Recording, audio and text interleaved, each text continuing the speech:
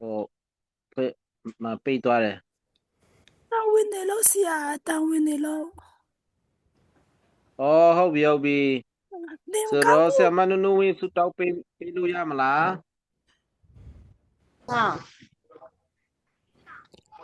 Okay.ဆရာမနု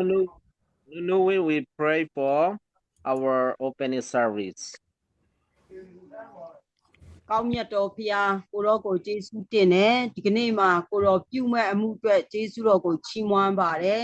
ကြားရမယ့်နှုတ်ကပတ်တော်အတွက်ကျေးဇူးတော်ကိုချီးမွမ်းပါတယ်ပါစတာကိုလည်းယေရှုနာမ၌ကောင်းကြီးပေးပါတယ်ဘာသာပြန်ပေးမယ်ယနေ့ကိုရောယနေ့ပါစတာကိုလည်းယေရှုနာမ၌ကောင်းကြီးပေးပါတယ်ကိုရောအတူပါရှိတော်မူပါစုံစမ်းနောက်ဆက်ခြင်းတွေကိုလည်းကိုရောရဲ့နာမတော်အဖြစ်ဖယ်ရှားတော်မူပါ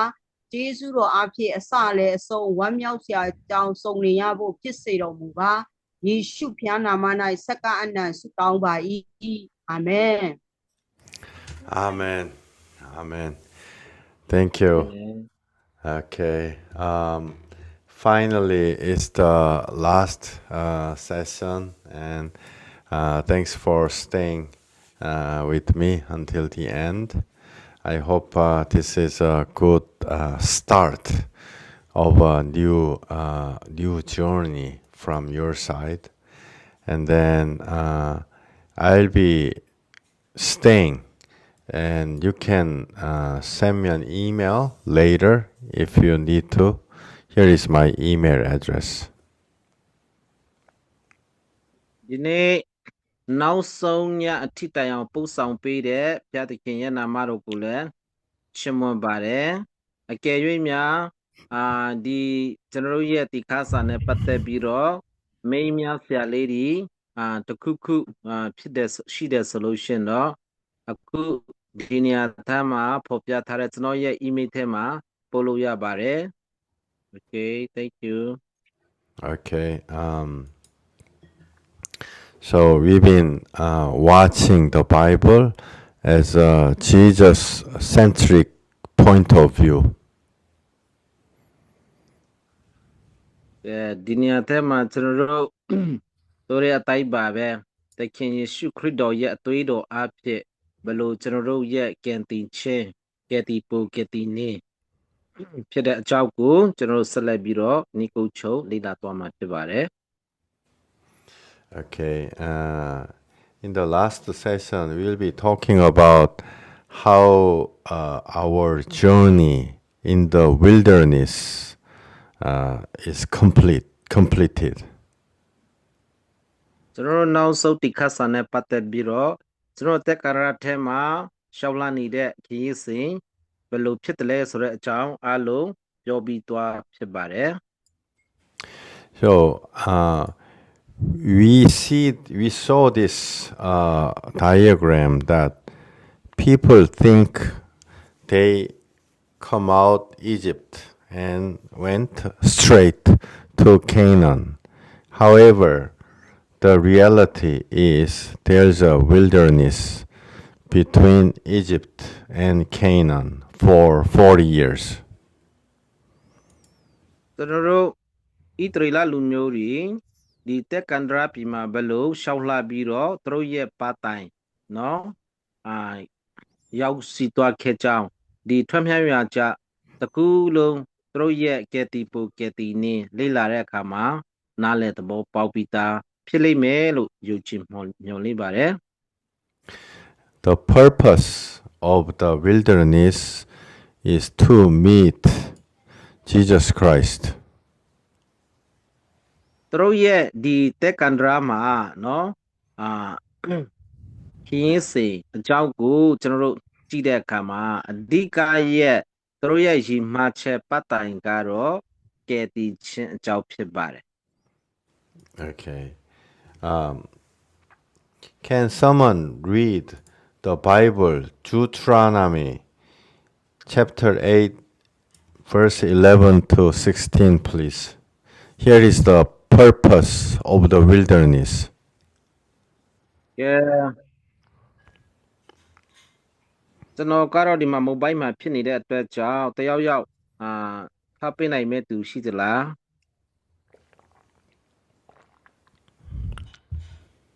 အခုနပြတ်ထားတဲ့ချက်ပိုင်းဖတ်ပေးနိုင်မဲ့သူတွေရှိသလား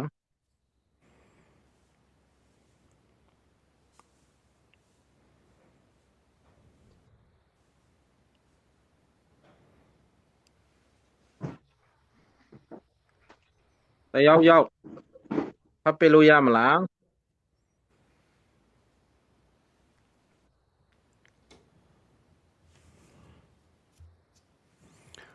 Deuteronomy စာကိုချုပ်ပြုမှချုပ်တင်ပြီးတော့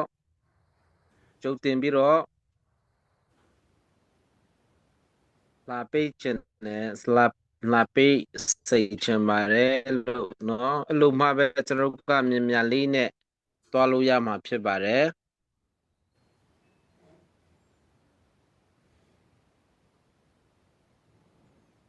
ဒူထရိုနိုမီက sorry ကျွန်တော်မပြောလို့ပေါ့နော်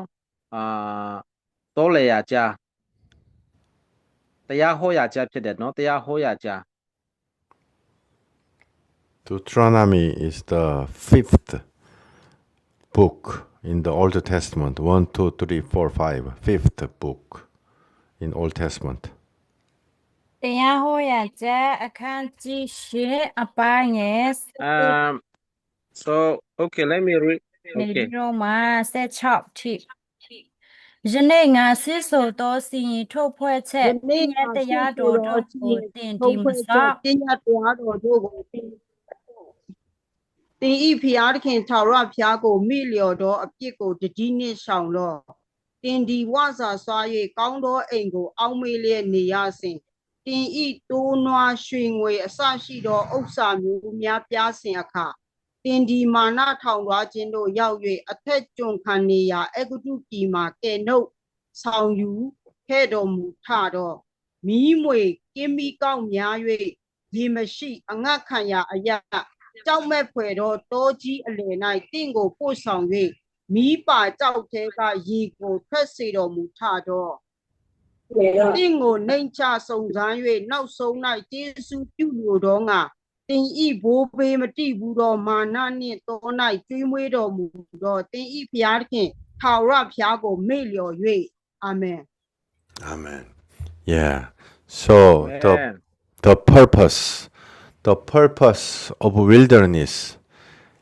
is give us the blessing in the end. In the end, there's a blessing. How the blessing comes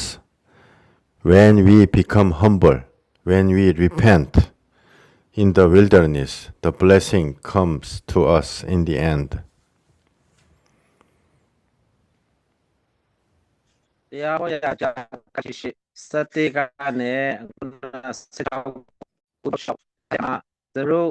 အထူးတစ်ဖြစ်နော်ခီဘာလဲခီပွားကဘာလဲတော့ကောင်းပြီမိကလာဖြစ်ပါတယ်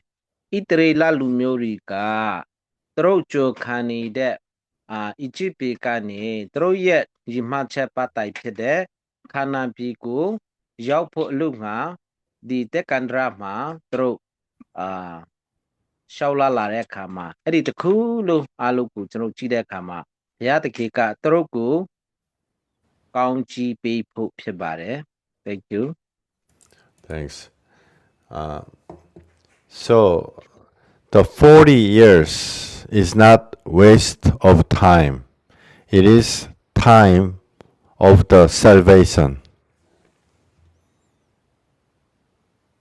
နှစ်40လုံးနှစ်40ပါလုံးသူတို့ခီးလျှောက်တဲ့အခါမှာအလဟအတအချင်းနေတဲ့မဟုတ်ပါဘူးဒီအရာအကကြည့်တဲ့အခါမှာတကယ်အဓိပ္ပာယ်ရှိတဲ့ဘုရားရဲ့ကောင်းချီးမိကလာဖြစ်စေတယ်ဆိုတာကိုကျွန်တော်နားလည်သဘောပေါက်ခဲ့ပါတယ် Can someone read Matthew 13:15, please? ကဲရှမသက်73အခုနပြောထားတဲ့ဟာကိုတယောက်လောက်ဖတ်ပေးပါ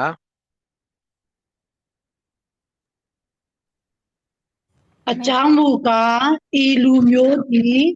မျက်စိမမြင်ဓာမကြားစိတ်နှလုံးမသိအကျင့်မပြောင်းလဲ သူတို့အနာရောဂါကိုငါမငိမ့်စေရတိတတ်အောင်သူတို့စိတ်နှလုံးသည်မိုက်လျက်နားသည်ထိုင်းလျက်ကိုမျက်စိကိုပိတ်လျက်ရှိကြ၏ဟုသောစကားသည်ဤလူတို့၌ပြည့်စုံခြင်းသို့ရောက်သည် Amen. The people's heart become very strong, hard heart, so they don't repent. But that heart is broken into pieces in the wilderness because they have to walk in the wilderness with the suffering for 40 years. People tend to repent in the wilderness.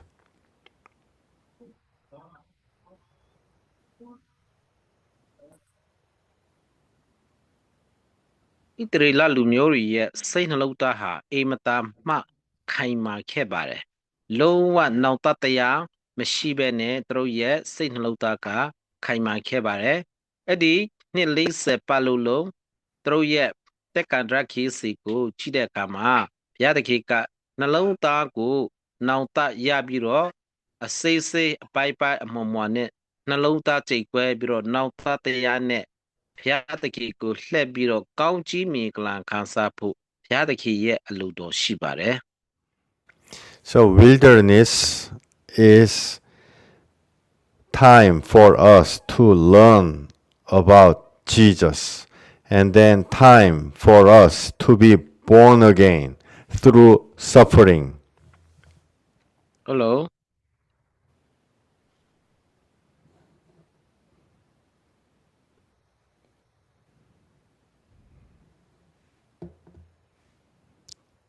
Did you hear that, or should I say Yeah, again? we hear you. Yeah, please say now. Your voice is not coming. Oh, okay. So wilderness is the time for us to learn about Jesus and time for me to be born again. ဣတရေလလူမျိုးရဲ့ဒီခင်းစီကိုကြည့်တဲ့အခါမှာလွယ်ဒီကုံစုပ်ခဲ့ပြီးသားသောအချိန်ကိုကျွန်တော်တို့အတွက်ဒီခန်းစာတည်ယူစရာဖြစ်ပါတယ်ယေရှုခရစ်တော်နဲ့ကျွန်တော်တို့ရဲ့ဆက်နွယ်ရမယ့်အရာကိုပုံဆောင်ပြီးတော့ကျွန်တော်တို့အတွက်အိမ်မတာမှအရေးကြီးတဲ့ဒီခန်းစာဖြစ်ကြောင်းကိုအားလုံးခွာယူစိတ်ချင်ပါတယ် So in Bible, there are 3 viewpoints. First is, oh, the Bible is about Israel people. Second is, oh, the Bible is about me. The third one is, oh, Bible is big. It's for whole humankind. It's all humans. But the second viewpoint about me, that's the most important viewpoint. ကျွန်တော်တို့ဒီသူတို့ရဲ့တက္ကန္တရခရင်စီကိုလေ့လာတဲ့အခါမှာအထူးသဖြင့်အဓိကအချက်၃ချက်အားဖြင့်ကျွန်တော်တို့ကောက်ယူချင်ပါတယ်ပထမကတော့ဣတရေလလူမျိုးတွေရဲ့အကြောင်းကျွန်တော်တို့ဒုတိယအချက်ကတော့ကျွန်တော်တို့နော်ဘယ်လိုအဖြစ်ယေရှုခရစ်တော်နဲ့ကယ်တင်ခြင်းရမလဲဆိုတော့ကျွန်တော်တို့ရဲ့တာရှိတော်ဝိညာဉ်တော်နဲ့ဆက်နွယ်ရမယ့်အရာနံပါတ်3ကတော့လူသားအားလုံးနဲ့သက်ဆိုင်တဲ့အရာအဲ့ဒီ3ချက်ထက်ကနေအဓိကအရေးကြီးဆုံးအရာကနံပါတ်2ဖြစ်တဲ့ကျွန်တော်တို့နဲ့ဘယ်လိုဆက်နွယ်ရမယ့်နော်အရာကိုကျွန်တော်တို့ပြောချင်ပါတယ် Okay, so the second Bible is not about Israel. God was using Israel, but it's not about Israel. It's about me. Me struggle with Jesus in the wilderness. That's the most important viewpoint about Bible. ကျွန်တော်ကျမ်းစာကဣသရေလလူမျိုးတွေရဲ့အကြောင်းကိုပဲပြောတယ်ဆိုတဲ့အရာကိုလည်းမဟုတ်ပါဘူးကျွန်တော်တို့အဓိကအရေးကြီးတဲ့အရာကဘုရားသခင်ကကျွန်တော်တို့ဘာဖြစ်စေချင်တယ်လဲဘယ်လိုကယ်တင်ခဲ့တယ်လဲကျွန်တော်တို့တာရှိတော်ဝိညာဉ်တော်အားဖြင့်ဘယ်လို ဆက်နွယ်မှုရမလဲဆိုတဲ့အရာကအင်မတန်မှအရေးကြီးတဲ့အချက်ဖြစ်ပါတယ် So some people always think, oh, like a big promise, oh, when the world will end, maybe in the year of 2300, the whole world will perish. Some people always think about the whole humankind, but the most important thing is about you, about me, struggle with the Jesus, and how the salvation comes, and how am I going to be born again. Those are the most important viewpoint. ဒီအရာနဲ့ပတ်သက်ပြီးတော့ကျွန်တော်တို့ထင်မြင်ယူဆချက်အရာကိုလည်းမတူခဲ့ပါဘူးတချို့ကတော့ဘယ်လိုတရားဟောလဲဆိုတော့နှစ်2000မှာเนาะကျွန်တော်တို့ယေရှုခရစ်တော်ကြွလာတော့မယ်ဆိုပြီးတော့ဟောကိတရားဟောတဲ့သူတွေလည်းရှိတယ်ပြီးတော့ကျွန်တော်လူသားတွေအားလုံးနဲ့သက်ဆိုင်တဲ့အရာကအရေးကြီးဆုံးအချက်ဖြစ်တယ်ဒါကဘာလဲဆိုတော့ဘုရားသခင်ရှုခရစ်တော်နဲ့ကျွန်တော်တို့ဘယ်လိုတွေ့ရမလဲတွေ့ပူတွေ့နေကဲတီပူကဲတီနေအဲ့ဒါကအင်မတန်မှအရေးကြီးတဲ့အချက်ဖြစ်တယ်လို့ကျွန်တော်ကတော့ယူဆပါတယ် Okay, thank you. And at the end of the wilderness, the blessing is the purpose of the wilderness. That's what I mentioned.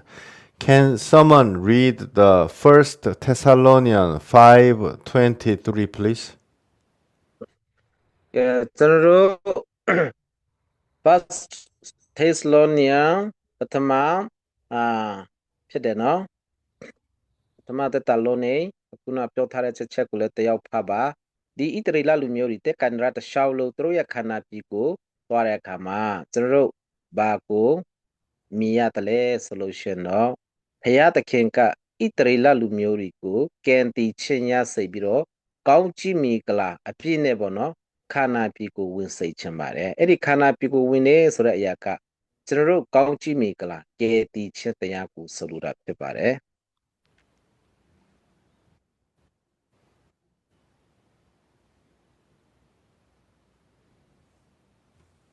ကဲတွေ့တဲ့လူရှိသလား Cho pha mẹ nó Tết lo nè phát thama sao khai chi nga anh nhận sẽ to ngày tết chi xin phia thực hiện cô đồ tài lệ tên nô công sự tại xin sẽ đồng ba sẽ to ngã đôi thực hiện Giêsu Christ cho là đồ một to akha tên nô ý cụ khana sẽ vui nhẹ bao ngủ áp tình khuyên nè kim luôn sự chân hà sao mà đồ một ba sẽ to Amen. So the soul, spirit, soul, body, all these three components become clean, become blameless. There's no blame. There's no spotless. So our spirit, our soul, our body, all three parts become perfect before Jesus. ခန္ဓာစိတ်ဝိညာဉ်သုံးပါအဲ့ဒီကျွန်တော်တို့အိမ်မတာမှအရေးကြီးပါတယ်အဲ့ဒါကြောင့်အခုနဒီချပိုက်ကိုဖတ်တဲ့အခါမှာကျွန်တော်တို့ဒီအရေးကြီးအချက်လေးတွေကိုကျွန်တော်တို့တွေ့ခဲ့ပါတယ်ဖျားတခင်နဲ့ကျွန်တော်တို့ဘယ်လိုဆက်နွယ်ရမလဲဆိုတော့အရေးကြီးဖို့အရေးကြီးနေအဲ့ဒါကိုကျွန်တော်တို့ပြောချင်ပါတယ် Okay, now is a summary of how typically people become saved. This is a typical path of one to be saved.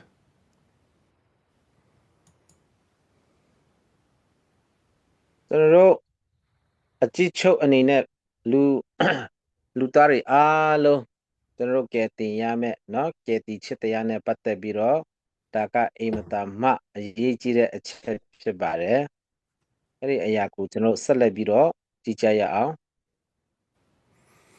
Okay, first people starts with the repentance. And then when people repent, then only they understand that they are sinners when they repent. So repentance comes first, and then the second comes understanding that everyone is a sinner. ကျွန်တော်တို့အခုနလူတစ်ယောက်ဟာဘယ်လိုကယ်တင်ချင်ရမလဲဆိုတဲ့အရာကိုကြည့်တဲ့အခါမှာနံပါတ်1ကဘာရေးကြီးဆုံးဖြစ်တယ်လဲဆိုလို့ရှိရင် repentance ဆိုတဲ့နောက်တရခြင်းနောက်တရရမယ်နောက်တရမယ်ဆိုတဲ့အခါမှာဘာကြောင့်နောက်တရမလဲဆိုတဲ့အရာကလူသားအားလုံးဟာအပြစ်သားဖြစ်တယ်ဆိုတဲ့အရာကိုနားလည်သဘောပေါက်ပြီးတော့မိမိရဲ့အပြစ်အတွက်နောက်တရဖို့လိုအပ်ပါတယ် Thank you. Then Jesus clearly said he will save sinners, not the righteous one. So Jesus meet sinners only. ကျွန်တော်တို့သခင်ယေရှုကတော့အပြစ်ရှိကြောင်းကိုသိသိနားလည်ပြီးတော့နောင်တရတော်သူဟုတည်းအားလုံးကယ်တင်ခဲ့ပါတယ်ဒါကအင်တာမအရေးကြီးပါတယ်ဒါကြောင့်နံပါတ်1ဆက်လက်ပြီးတော့ပြောမယ်ဆိုလို့ရှိရင်နောက်တရမယ်ဘာကြောင့်နောက်တရမလဲမိမိဟာအပြစ်သားဖြစ်တယ်ဆိုတဲ့အရာကိုနားလည်သဘောပေါက်ပြီးတော့နောက်တရတဲ့အခါမှာနှလုံးသားအကျွမ်းမဲ့နဲ့နောက်တရတဲ့အခါမှာသခင်ယေရှုခရစ်တော်ကနောက်တရတော်သူဟုတည်းအားလုံးကိုကယ်တင်ခဲ့တယ်ဆိုတဲ့အရာဖြစ်ပါတယ် Amen. Thank you. So, if somebody understand he or she is a sinner, then he will be saved by Jesus. Then, if that's the case, now I know I'm a sinner, then I don't deserve to be saved. But still Jesus saves a sinner. Then I feel thankful. Thank you, Jesus, for saving me. I will say that, I will confess that from my heart, because I already know I am a sinner.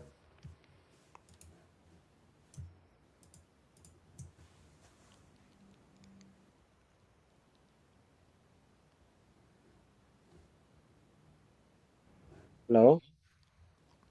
Oh, should I say again? Okay. Okay, it's okay. So, ပထမဆုံးအရေးကြီးဆုံးတဲ့အရာကနားလည်သဘောပေါက်ဖို့အရာကဘာလဲဆိုတော့ကျွန်တော်တို့အပြစ်သားတရားဟာကျွန်တော်ကျမဟာအပြစ်သားဖြစ်တယ်ဆိုတဲ့အရာကိုနားလည်သဘောပေါက်ပြီးတော့သခင်ရှုခရစ်တော်ကကျွန်တော်ကိုကန်ဒီတဲ့ခါမှာကျွန်တော်တို့မထိုက်တာပါလားဆိုတဲ့အရာလိုမျိုးနဲ့တွေ့မြင်စရာမလိုပါဘူးကျွန်တော်တို့အဓိကလိုအပ်တဲ့အရာကနောက်တရမယ်နောက်တရတော့သူသူမြသခင်ရှုခရစ်တော်ကန်တီခဲ့ပြီးကယ်တင်ခဲ့တယ်အဲ့လိုကယ်တင်ခြင်းရပြီးသားဖြစ်တော်သူဟုတည်းအားလုံးဘုရားသခင်ကိုကျေးဇူးချီးမွမ်းရမှာဖြစ်တယ်ကျေးဇူးတင်ရမှာဖြစ်တယ်အဲ့ဒီအရာကနေပြီးတော့မှနောက်ဘာလဲဆိုတော့ကျွန်တော်တို့အခုနပါစတာပြောတဲ့ခါမှာတော့ကျွန်တော်သိမကြမြင်လိုက်ဘူးဒီဟာကဆက်လာမယ်ထင်တယ် certification ဆိုရက်ကျွန်တော်တို့ဖြောင်းမခြင်းဖြူစင်ဖြောင်းမတော်သူလို့ကျွန်တော်တို့ခေါ်ခါရမှာဖြစ်ပါတယ်အဲဒါကြောင့်ကျွန်တော်တို့ဟာဖြောင်းမဖို့မထိုက်တာတော်ငါလည်းပဲယေရှုခရစ်တော်ရဲ့အသွေးတော်အားဖြင့်ကျွန်တော်တို့ယေရှုခရစ်တော်ကိုယုံကြည်တဲ့အခါမှာကိုယ်ယုံကြည်ချက်အားဖြင့်ကယ်တင်ခဲ့တယ်အဲ့ဒါကြောင့်ယုံကြည်ချက်အားဖြင့်ကျွန်တော်တို့ဖြောင်းမတော်သူလို့ခေါ်ခါထိုက်တော်သူလည်းဖြစ်ပါတယ်အာမင် Yeah. So again, I repent. Oh, I'm a sinner. I repent. Then second, now I know I am a sinner. And then step 3, Jesus saves the sinner only, not the righteous one, because there is no righteous one. Jesus saves the sinner. So then I feel thankful because I'm not clean. I don't deserve to the heavenly country, but Jesus still saves me with his blood. Then I feel thankful from my own heart. Then when I confess I'm a sinner, then Jesus cleans me. Jesus cleans me, meaning sanctification. So Jesus, repentance sinner, and Jesus saves me, and then I feel true thankfulness, and then sanctification happens. He cleans me. He cleans me with His blood. တို့ဖြောင်းမတော်သူလို့ခေါ်ဖို့မထိုက်တာတော်သူများခုတည်းအားလုံး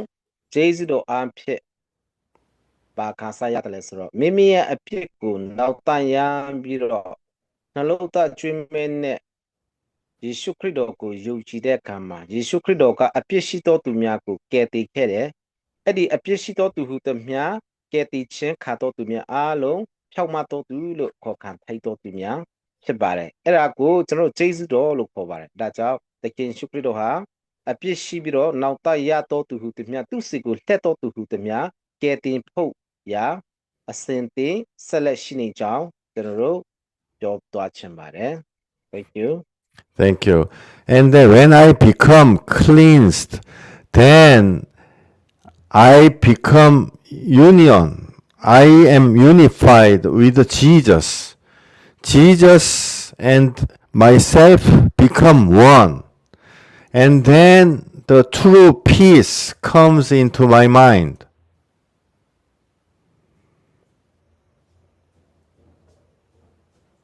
အဲ့တော့ကျွန်တော်တို့ယေရှုခရစ်တော်ကကျွန်တော်တို့ရဲ့ကယ်တင်ခဲ့ပြီးတဲ့နောက်ပိုင်းမှာကျွန်တော်ဟာဖြောင့်မတော်သူဖြစ်သွားခဲ့ပါတယ်အဲ့ဒီပြီးမှဘာဆက်လက်လာတယ်လဲဆိုလို့ရှင်တော့ကျွန်တော်တို့အမြဲတမ်းသခင်ယေရှုခရစ်တော်နဲ့မိတ္တဟာယဖက်နိုင်တော်သူဖြစ်ပြီးတော့ဖက်တော်သူများဖြစ်ပြီးတော့ကျွန်တော်တို့ယေရှုခရစ်တော်မကယ်တင်ခင်မှာဖခင်နဲ့လူရဲ့အကြမ်းထဲမှာကျွန်တော်တို့ဖြတ်တောက်ထားတဲ့ဆက်နွယ်ချစ်ကိုသခင်ယေရှုခရစ်တော်အားဖြင့်ဆက်တွယ်ပေးခဲ့တယ်ဆက်ပေးခဲ့တယ်အဲ့ဒါကြောင့်ကျွန်တော်တို့ညီတဲ့ချစ်တရားနဲ့ရှိလာပါတယ်အဲ့ဒါကြောင့်ကျွန်တော်တို့ကယ်တင်ချစ်တရားကသခင်ယေရှုခရစ်တော်ရဲ့အသွေးတော်အားဖြင့်တက်တာဖြစ်တဲ့အတွက်ကြောင့်ကျွန်တော်တို့ကယ်တင်ခြင်းရဖို့ရာမထိုက်တန်တော်ငါလည်းပဲကျွန်တော်တို့ခရစ်တော်ရဲ့အသွေးတော်အားဖြင့်ကျွန်တော်ယူကြည်ခြင်းအားဖြင့်ဖြောင့်မတော်သူလို့အခေါ်ခံတော်သူများအလိုဟာဂျေဇုတော်ခံစားတော်သူများဖြစ်တယ်ဆိုတာကိုပြောသွားချင်ပါတယ် Thank you Thank you. Then I have a peace. Peace. Why? Jesus saves me. And then Jesus is God. Jesus was supposed to judge me, but He saves me with His blood. When I know that for sure, then I have a peace. 100% of peace is coming to my heart. That is the salvation happens in this world. And then in this world, the prototype, the small scale of salvation already happens in my mind. And then it becomes 100% when we enter heavenly country.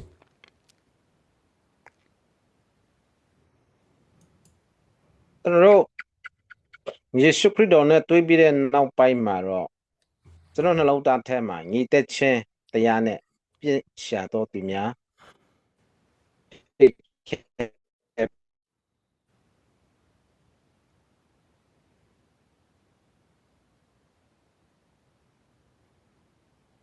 ไม่ป้อนลายพาวินกิที่ไทยโคเป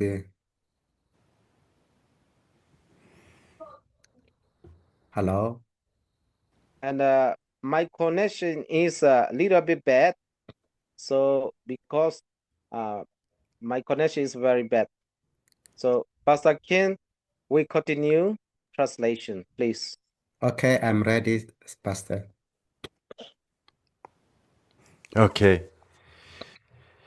So with the peace, peace is for sinners. Because I am a sinner, I cannot do anything, but still Jesus saves me. That gives me the peace.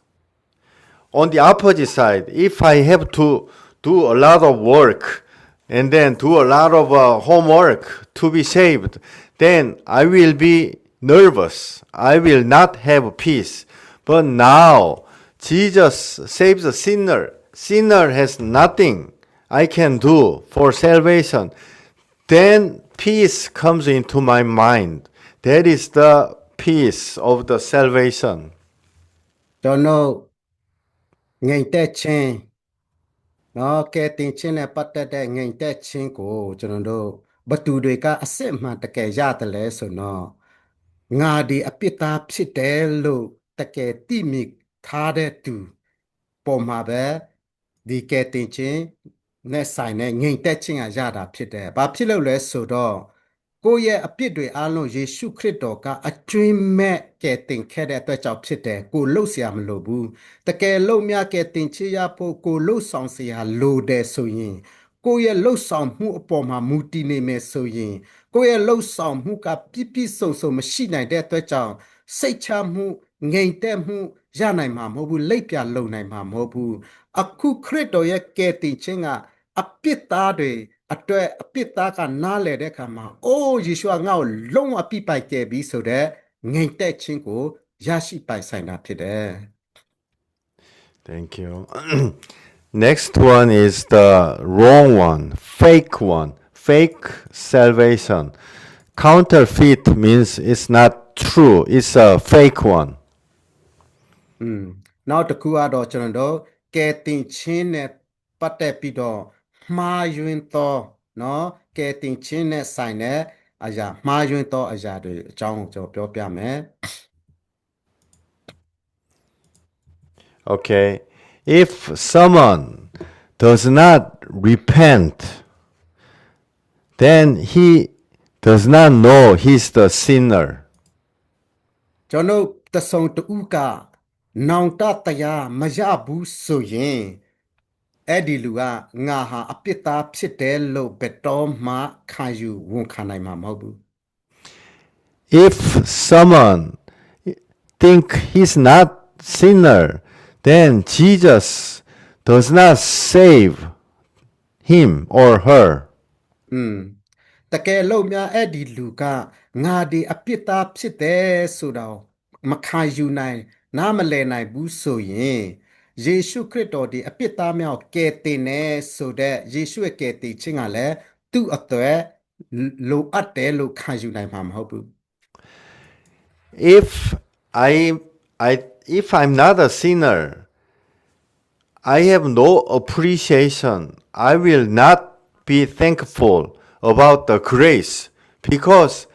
if I'm not sinner, I don't know the grace, because grace only comes to sinner. So if I don't repent, if I don't think I'm a sinner, then I will have a zero thankfulness in my heart. ဆိုတော့ကျွန်တော်ကိုယ်တိုင်ကငါဒီတကယ်အပြစ်သားဖြစ်တယ်ဆိုတာကိုမတိနိုင်ခဲ့ဘူးဆိုရင်မခံယူနိုင်ခဲ့ဘူးဆိုရင်တော့ယေရှုခရစ်တော်ရဲ့ကယ်တင်ခြင်းဂျေဇုတော်အပေါ်မှာဂျေဇုတင်တဲ့စိတ်ဝမ်းမြောက်တဲ့စိတ်လဲကျွန်တော်တို့ခံစားနိုင်မှာမဟုတ်ဘူး So people say, oh, you have to be thankful, you have to appreciate God. But in my mind, I have nothing to be thankful if Yes. I'm not a sinner. yes So there's always a question, why should I be thankful for people who does not repent? ဆိုတော့ကျွန်တော်တို့တခါတလေတိုက်တွန်းလေးရှိပါတယ်ဖယားတခင်ကိုကျေးဇူးတင်ကြပါဖယားတခင်ကိုကျေးဇူးတော်ချီးမွမ်းကြပါဖယား၌ဝမ်းမြောက်ပြီးတော့ကျေးဇူးတော်ချီးမွမ်းကြပါလို့ပြောနေပေမဲ့အဲ့ဒီပုံကိုယ်တွေကဝမ်းမမြောက်ဘူးဝမ်းမမြောက်နိုင်ဘူးဘာဖြစ်လို့လဲဆိုရင်တော့သူတို့ကိုယ်တိုင်၌ကအပြစ်သားဖြစ်ပြီးတော့အဲ့ဒီညာနဲ့ယေရှုရဲ့ကျေးဇူးတရားဖြစ်လွတ်မြောက်လာတဲ့ဆိုတဲ့အရာမရှိတဲ့အတွက်ကြောင့်ဖြစ်တယ်အဲ့ဒါကြောင့်ဘုရားပေါ်၌ကျေးဇူးတင်တတ်တဲ့စိတ်သက်မရှိဘူးဆိုရင်တော့သူဟာသူအပြစ်သားဖြစ်တယ်ဆိုတာခံယူခဲ့မခံယူခဲ့ကိုပြန်စစ်ဆေးဖို့လိုလာတယ် Yeah, thank you. So this is a very important point. Thankfulness cannot be made. It should be given. How it's given? Oh, I was almost dead. I was almost killed. But Jesus saved me. Then, thank you, God. Thank you, Jesus. This comes out naturally. But if I don't know that I was about to be dead, then why should I thank? Why should I be thankful? Nothing will come into my mind about thankfulness. So there's always question, oh, why should I be thankful? So they always do something outside, but inside they know nothing about thankfulness. ကျွန်တော်ဂျေဇုတင်ခြင်းဆိုတဲ့အရာဂျေဇုတင်တတ်ခြင်းเนาะဆိုတဲ့အရာကကျွန်တော်တို့ဖက်ကနေစူးစားပြီးတော့လှုပ်ယူပြီးတော့ဂျေဇုတင်ရတဲ့အရာမျိုးမဟုတ်ပါဘူးအဲ့လိုလဲမကြပါဘူးဘာဖြစ်ဆိုတော့ဂျေဇုတင်တဲ့စိတ်ဓာတ်ဆိုတာကဖျားစီရနဲ့ကျွန်တော်တို့ရလာတဲ့အရာဖြစ်တယ်ဘယ်လိုရတယ်လဲဆိုရင်အိုးငါဟာပြစ်သားဖြစ်တယ်ဆိုတာငါရဲ့ဆိုးကျိုးကြီးရဒီလိုရှိတယ်ဆိုတာသိတယ်အဲ့နောက်ပိုင်းမှာယေရှုခရစ်တော်ဂျေဇုတရားတက်ကြောင့်ကဲတင်ချရတယ်ဆိုတဲ့အရာနားလည်လာတဲ့အခါမှာပဲအဲ့ဒီအပေါ်မှာပဲအဲ့ဒီအနေပဲဂျေဇုတင်တဲ့စိတ်ကအလိုအလျောက်စိတ်ထက်ကနေလာတာဖြစ်တယ်ဘသူတိုက်တိုးလို့မဟုတ်ဘူးလှုပ်ယူပြီးတော့ဖန်တီးပြီးတော့တရုပ်ဆောင်နေတာလည်းမဟုတ်တော့ဘူးဒါပေမဲ့တဆုံတူကဂျေဇုတင်တတ်တဲ့စိတ်ဓာတ်ဖျားပေါ်မှာမထားနိုင်ဘူးဆိုရင်ဘာကြောင့်မထားနိုင်တယ်လဲဘာကြောင့်ဂျေဇုတင်တတ်တယ်လဲဘာကြောင့်မတင်တတ်တယ်လဲဆိုတဲ့အရာကိုတော့ကျွန်တော်တို့ပြန်လဲပြီးတော့ကျွန်တော်တို့ကိုမေးခွန်းမေးပြီးတော့ပြန်လဲဆန်းစစ်ကြဖို့လိုပါလိမ့်မယ် How does Jesus save me? Because he was on the cross like this. တခင်ယေရှုခရစ်တော်ကနော်ကျွန်တော်တို့ကိုဘယ်လိုမျိုးနဲ့ကယ်တင်ခဲ့တယ်လဲဘယ်နာကျင်မှုမျိုးနဲ့ကယ်တင်ခဲ့တယ်ဒီလိုမျိုးပုံစံနဲ့ကယ်တင်ခဲ့တယ်ဆိုတဲ့အရာပေါ်မှာဂျေဇုတင်တတ်တဲ့နှလုံးသားဆိုတာဆက်ဆိုင်လာတာဖြစ်တယ် And Jesus was nailed on the cross. And then this is how he saved. တခင်ယေရှုခရစ်တော်ကတကယ်ပဲတာမုန်ကြီးတွေနဲ့လက်တွေခြေတွေပေါ်မှာရောရိုက်တက်ခြင်းကိုခံနာဖြစ်ပါတယ်ဤကဲ့သို့သောပိစတ်နာကျင်ခြင်းအဖြစ်ကျွန်တော်တို့ကိုကယ်တင်ခဲ့တာဖြစ်ပါတယ် For sinners, he was on the cross. So he was nailed for me, for you, for each of you. He was nailed. Then, if I'm a human, then I have to be thankful because he did this for me. He did this for me. So if I understand that I'm a sinner, then thankfulness is automatic. 100% it should come. ဆိုတော့တခင်ယေရှုခရစ်တော်အတေတက်ခံခြင်းနှိမ့်ဆက်ခြင်းခံတဲ့အရာဟာအပြစ်သားများမလွတ်တမ်းခံရမယ့်နေရာဖြစ်ပါတယ်အပြစ်သားကတင်တဲ့ကျွန်ုပ်ဖြစ်ပါတယ်ကိုခံရမယ့်နာကျင်စရာခံရမယ့်အသေးခံခြင်းနေရာမှာသခင်ယေရှုခရစ်တော်ကကျွန်တော်တို့ကိုစားခံပေးပြီးတော့ကျွန်တော်လွတ်မြောက်စေတယ်ဆိုတဲ့အရာအပေါ်မှာနော်ကျွန်တော်မူတည်ပြီးတော့အိုးငါပြစ်သားဖြစ်တယ်ယေရှုကကယ်တင်ခဲ့တာဖြစ်တယ်ဆိုတဲ့အရာသူကိုစားခံပေးတဲ့အရာနားလည်တာတဲ့အခါမှာအလျောက်ကျွန်တော်တို့စိတ်ထဲကနေကိုတော့ယေရှုတင်တယ်ကိုတော့ယေရှုတင်တယ်ဆိုတာကအလိုလိုနဲ့လာတာဖြစ်ပါတယ် If I'm a thief, I always steal something from other people. I do it just like a habit. I steal every day. And then I lie. I'm a liar. I always lie. Maybe lie 100 times every day. And then I understand I'm a sinner, and then Jesus saved me like this way, and then Jesus saved me like this way, then the sinner will be pierced with his grace. Then I suddenly feel like I have to stop lying. I have to stop stealing. That is the sanctification. That is the sanctification that comes after the true thankfulness. ကျွန်တော်တို့ဆိုကြပါစို့ကိုက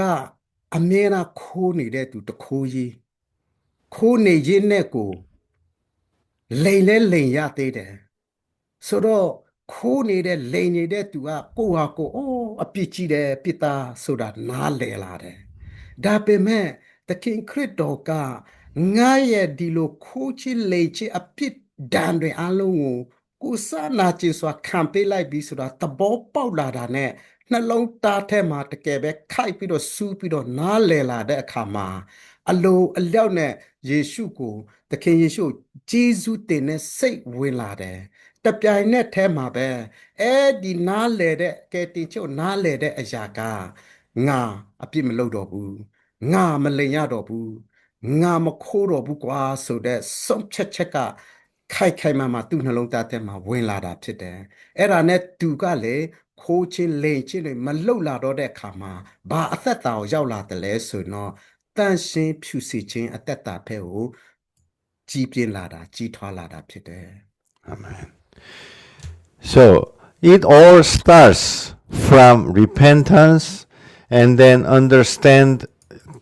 I'm a sinner, and then Jesus saves sinner. Jesus saves a sinner, and then automatically thankful, and then the sanctification. I try to become clean by myself. I try to become clean by myself. However, if there's no thankfulness, if it's a question, then why should I be cleansed? So the sanctification does not happen if there's no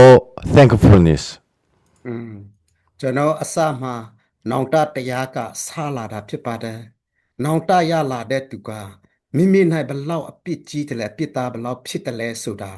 နားလည်သဘောပေါက်လာတယ်အဲ့ဒီချိန်မှာယေရှုခရစ်တော်ဒီအပြစ်သားမြောက်ကယ်တင်တဲ့သူဖြစ်ကြောင်းယေရှုရဲ့ကယ်တင်ခြင်းတရားကိုသူခံယူလာတဲ့အခါမှာအလိုအလျောက်ဖျားသခင်အပေါ်၌ဂျေဇုတင်တဲ့နှလုံးသားကပေါ်ပေါက်လာတာဖြစ်ပါတယ်တကယ်လို့များဂျေဇုတင်တဲ့နှလုံးသားမရှိဘူးဆိုရင်တော့ဘာကြောက်လဲဆိုတာကိုမေးခွန်းမေးเสียဖြစ်လာတယ်တကယ်လို့များဂျေဇုတင်တဲ့စိတ်ဓာတ်ရှိတယ်ဆိုရင်သူကဖျားပေါ်မှာဂျေဇုတင်နေတဲ့အတွက်ကြောင့်ဖျားရဲ့နှလုံးသားဖျားအလိုတော်ကိုပဲနှစ်သက်လာတဲ့အတွက်ကြောင့်သူဟာသူဖျားရဲ့တရားနဲ့ဘာဖြစ်လဲတန်ရှင်းဖြူစင်ခြင်းအသက်တာကိုတကယ်ပဲလိုက်ရှောက်နိုင်တာဖြစ်တယ်အဲ့ဒါကိုတန်ရှင်းဖြူစင်ခြင်းအသက်တာလို့ခေါ်တာဖြစ်ပါတယ်တန်ရှင်းဖြူစင်ခြင်းအသက်တာဆိုတာဖျားအပေါ်၌ဂျေဇုတင်တတ်တဲ့နှလုံးသားမရှိဘူးဆိုရင်လည်းကိုဖျားတရားနဲ့တန်ရှင်းဖြူစင်ခြင်းအသက်တာကိုလည်းလိုက်ရှောက်နိုင်မှာမဟုတ်ဘူး Amen. So if there's no cleaning process, if there's no sanctification, union with the Jesus, does not happen, does not unite with the Jesus. So then there's always question about peace in me. ဆိုတော့ကျွန်တော်တို့ဒီမှာကိုယ်အသက်တာသက်မှာတန်ရှင်းဖြူစီခြင်းအသက်တာမရှိနိုင်ဘူးဆိုရင်တော့ကျွန်တော်တို့ယေရှုခရစ်တော်နဲ့ယဉ်နှီးကျွမ်းဝင်ခြင်းအသက်တာလည်းရှိနိုင်မှာမဟုတ်ဘူးအဲ့ဒါကြောင့်ယေရှုခရစ်တော်နဲ့ယဉ်နှီးကျွမ်းဝင်မှုမရှိနိုင်တဲ့လူအတွက်တော့ဗာလဲငြိမ်သက်ခြင်းဆိုတာမေခွန်းတစ်ခုလိုပဲဖြစ်လာမယ်ဘာဖြစ်သူ့ဘဝမှာငြိမ်သက်ခြင်းဆိုတာခံစားဖို့မဖြစ်နိုင်တော့ဘူးအဲ့ဒါကြောင့်ငြိမ်သက်ခြင်းရှိမရှိကတော့ခရစ်တော်နဲ့ယဉ်နှီးကျွမ်းဝင်ခြင်းအသက်တာပေါ်မှာပြမှုတည်လာတော့တွေ့ရတယ် So this piece is a little tricky to understand clearly this peace. When I was young, when I first become born again, then a lot of people around me asked me, "Can you go to heaven if you die tonight?" That was the question I was asked many, many times. ကျွန်တော်ငြိမ်သက်ခြင်းလို့ပြောတဲ့အခါမှာဒီငြိမ်သက်ခြင်းနဲ့ပတ်သက်ပြီးတော့နားလည်လွဲเสียအရန်လွယ်ကူတဲ့အရာဖြစ်ပါတယ်ဥပမာကျွန်တော်တစ်ခုပြောမယ်ဆိုရင်ကျွန်တော်ကဲတင်ချင်းရတုံးကငယ်တုံးကပေါ့ကဲတင်ချင်းရတုံးကပါလဲဆိုရင်တော့မေခွန်းကရှိတယ်နေဒီညအချိန်မှာတည်သွားတယ်ဆိုရင်နေကောင်းကင်နိုင်ငံဝင်မလားဆိုတဲ့မေခွန်းဖြစ်ပါတယ် Peace. I had the peace inside. However, at the same time, I know I'm undeserving sinner. I cannot be saved. I am the very dirty, filthy sinner. How can I say, "Oh, I can go to heaven tonight"? But at the same time, I have a peace in my mind that Jesus died for me. That was the true peace. However, I didn't have arrogance. I could not say, "Oh, I can go to heaven if I die tonight." So those two things were conflicting. ဆိုတော့ကျွန်တော်အဲ့ဒီမေခွန်းနဲ့ပတ်သက်လာပြီးတော့ကျွန်တော်မှာနှစ်ခုကကျွန်တော်ကိုတကယ်ပဲကိုမရောက်ဒီမရောက်ရဝေရဝါဖြစ်စေတဲ့အရာနှစ်ခုရှိလာတယ်။ဘာလဲဆိုတော့တစ်ဖက်မှာကျွန်တော်အနေနဲ့အပြစ်သားဖြစ်တယ်မကောင်းတဲ့သူဖြစ်တယ်ဒီမကောင်းတဲ့အသက်တာလေးနဲ့ကျွန်တော်မကောင်းတဲ့အသက်တာရှိနေတဲ့ချိန်မှာပဲတည်သွားလို့ကျွန်တော်ကောင်းကင်နိုင်ငံရောက်ဖို့ညာအတွက်မထိုက်တန်မှန်းကအရာတေချာနေတာတစ်ခုဖြစ်နေတယ်တစ်ဖက်မှာကြတော့ယေရှုခရစ်တော်ကငါ့ကိုလုံးဝကယ်တင်ထားတယ်အဲ့ဒါကြောင့်ငါလွတ်မြောက်သွားပြီဆိုတာတစ်ချက်ရှိတယ်အဲ့ဒီနှစ်ချက်ကကျွန်တော်ရဲ့ကောင်းထဲမှာနှစ်ချက်ကတွန်းလာနေเสียအကြောင်းဖြစ်လာတယ်ဒါမဲ့ငြိမ်သက်ခြင်းဆိုတာကတော့ကျွန်တော်ရဲ့ကောင်းမှုမကောင်းမှုအပေါ်မှာမမူတည်ပဲခရစ်တော်ကငါ့ကိုကယ်တင်သွားပြီဆိုတဲ့အပေါ်မှာစိတ်ချယုံကြည်ခြင်းအပေါ်မှာမူတည်ပြီးတော့ငြိမ်သက်ခြင်းကရောက်လာတာဖြစ်တယ် Amen. A lot of people, many people, many arrogant people, they say they do not hesitate. Just with the 1 second, they just say, "Oh, I can go to heaven if I die tonight." However, that does not guarantee that they will go to heaven when they simply say. တချို့တော့သူတွေကအဲ့ဒီမေခွန်းကိုဖြေတဲ့အခါမှာသူ့ဆုံးခြင်းမရှိဘူးဒီနေ့တည်ရင်ကောင်းကင်နိုင်ငံဝင်မလားဆိုတော့သူ့ဆုံးခြင်းမရှိဘူးချက်ချင်းပဲနှုတ်ကနဲ့ငါဝင်မှာပဲငါကောင်းကင်နိုင်ငံရောက်မယ်ဆိုပြီးတော့ရိုးဘလို့လဲလွယ်လွတ်တကူလေးနဲ့ပြောလေးရှိပါတယ်ပြောဖြီလေးရှိကြပါတယ်ကျွန်တော်သိထားဖို့ကတော့အဲ့လိုကိုယ်နှုတ်ထားနဲ့လွယ်လွတ်တကူပြောတိုင်းကောင်းကင်နိုင်ငံဝင်စားမယ်ဆိုတာတေချာတာအာမခံနာမရှိပါဘူး The true peace is very important that, "Oh, Jesus died for me." That's the true peace that I come to know by Holy Spirit. စစ်မှန်တော့ငြိမ်သက်ခြင်းကဘယ်အနေလာတယ်လဲဆိုတော့ငါဒီအပြစ်သားဖြစ်တယ်။သခင်ယေရှုခရစ်တော်ကယ်တင်သွားပြီဆိုတဲ့ခံယူချက်အရာကတန်ရှင်းသောဝိညာဉ်တော်ဖျားထံကနဲ့တန်ရှင်းသောဝိညာဉ်တော်ဖျားကိုယ်တိုင်ထံကနဲ့ကျွန်တော်တို့ခံစားလာတဲ့အခါမှာပဲစစ်မှန်တော့ငြိမ်သက်ခြင်းကခံစားနိုင်တာဖြစ်ပါတယ် Lots of people, "Oh, yes, Jesus is a great man and he saved the whole world. He saved all humankind." Everyone knows this. But the real question is, did Jesus save me? That is the real question. ဆိုတော့လူတော်များများကဟာသခင်ခရစ်တော်ကဖျားလေ ကဲတင်ရှင်လေတလောကလို့ကဲတင်ထားတဲ့သူဖြစ်တယ်အဲဒါကြောင့်ကဲတင်ရှင်ဖြစ်တယ်ဆိုပြီးတော့ဒီတိုင်းပဲရိုးရိုးတာမလေးနဲ့တိတယ်ခံယူကြတယ်အဲ့ဒါနဲ့ကိုဟာကိုစိတ်ချမှုလည်းရယူနေကြပါတယ်ဒါပေမဲ့မေးရမယ့်မေးခွန်းကတော့ငါကိုရောတကယ်ယေရှုကကဲတင်ပြီးပြီလားငါကိုတိုင်ရောထိုကဲတင်ခြင်းကိုရရှိပိုင်ဆိုင်ပြီလားဆိုတဲ့မေးခွန်းကအဓိကကြတယ် Oh, Jesus saved my wife. Jesus saved my husband. Or Jesus, my father was a pastor. Or I attended the church for 50 years. Or I learned Jesus from the history book. He was a real person. All these things does not matter. What matters is Jesus, did he really saved me, and I exactly know that Jesus died for me. ဆိုတော့ဆိုကြပါစို့ကျွန်တော်မိမကကဲတင်ချရတော့သူဖြစ်ပြီကျွန်တော်ခလေးကလည်းကဲတင်ချရတယ်ကျွန်တော်အဖေပါစတာကြီးကွာကျွန်တော်ကိုတိုင်ကလည်းအတင်းchurch လည်းတက်လေးရှိတယ်နောက်ပြီးတော့ယေရှုအကြောင်းနဲ့ပတ်သက်တဲ့တမိုင်းတွေကိုလည်းအကြောင်းအရာတွေကိုလည်းအဖတ်တယ်ကြားတယ်နားထောင်တယ်သိနေတယ်နော်သိနေတယ်ဒါပေမဲ့နော်ဒီအရာနဲ့ကကျွန်တော်တို့ကအမခံချက်ရှိတယ်လို့ပြောလို့မရဘူးကိုဟာကိုငါဖြစ်မှာပါတင်ကဲတိချရမှာပါလို့ပြောလို့မရဘူးမတိချဘူးစစ်မှန်တော့ငိမ်တက်ခြင်းစစ်မှန်တော့ကဲတိခြင်းက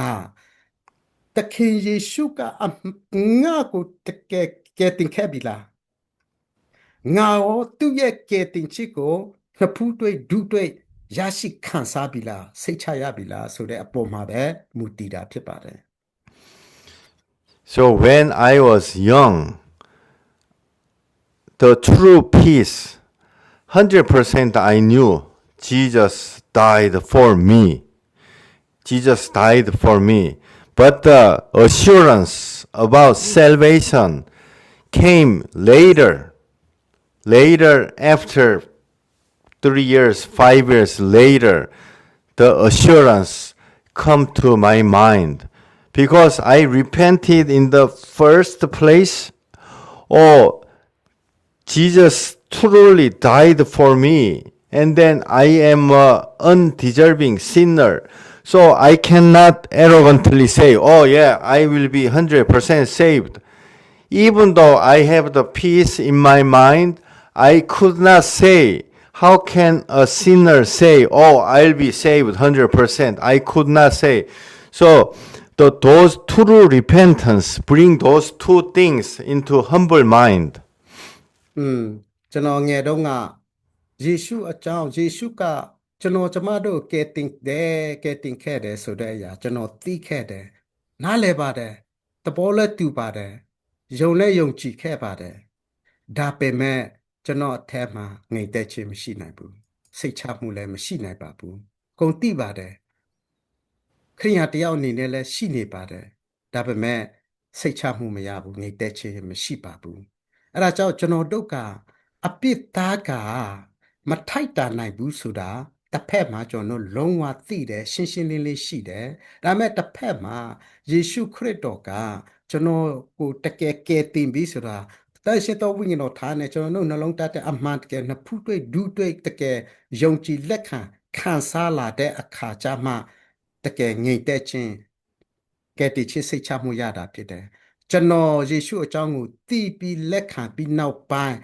耶稣他妈这个闹大呀比咯，你查到那弄到呢，给的钱我这个也是看啥啦的哈，俺你朝你老查吧的。 Okay. So, if there is no true inner peace,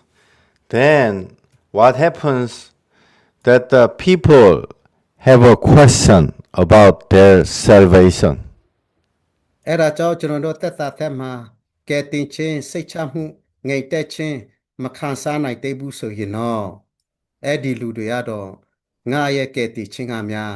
ဟုတ်များဟုတ်တလားငါကဲတီချစ်တကယ်ရတလားမရဘူးလားဆိုတဲ့ရွေရွာ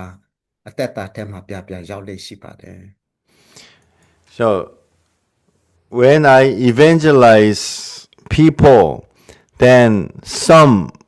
old people like 60s or 70s, they come to me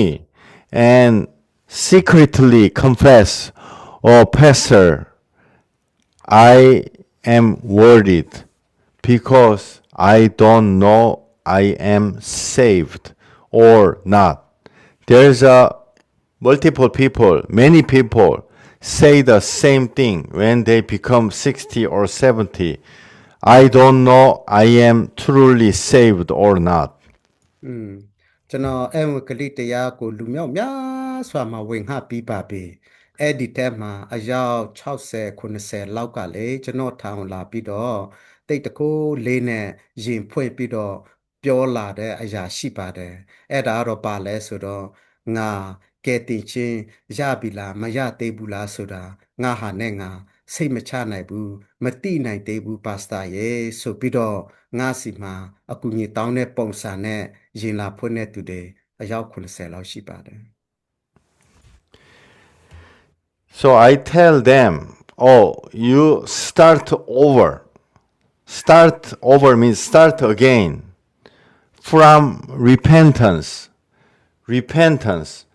If you truly repent, repentance is not about what I did wrong. It's not about what I did wrong or what I did right. The true repentance is I am a sinner. I can always do anything bad. So repentance is not about what I did, but the true repentance is about myself. ဆိုတော့ကျွန်တော်တို့ဘလို့ကျွန်တော်အနေနဲ့သူတို့ကိုဘလို့ပြောလေးရှိတယ်လဲဆိုတော့တင်တော့အစကနေပြန်လာခဲ့ပါလို့ပဲပြောလေးရှိတယ်စနဲ့အစပြုပါဘယ်အနေလဲနောင်တရချင်းကနေနင်တို့စလာဖို့လိုပါတယ်ဘာဖြစ်လို့လဲဆိုရင်တော့နောင်တရချင်းမရှိဘူးဆိုရင်ဒီအရာတွေကစိတ်ချမှုရနိုင်မှာမဟုတ်ဘူးအဲကြောင့်စစ်မှန်တော့နောင်တရချင်းဆိုတာကကျွန်တော်တို့အပြစ်သားအနေနဲ့အပြစ်သားကတော့ဘယ်တော့မှ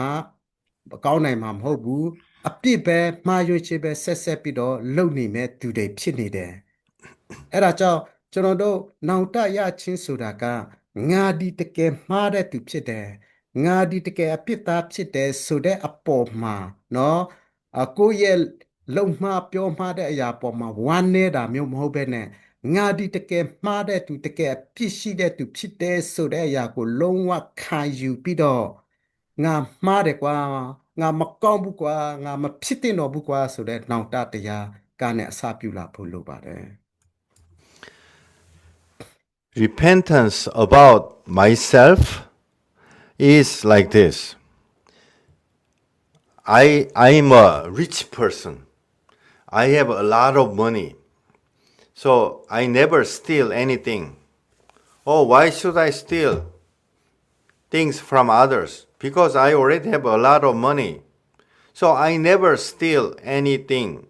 in my life. And then on the other side, the same guy.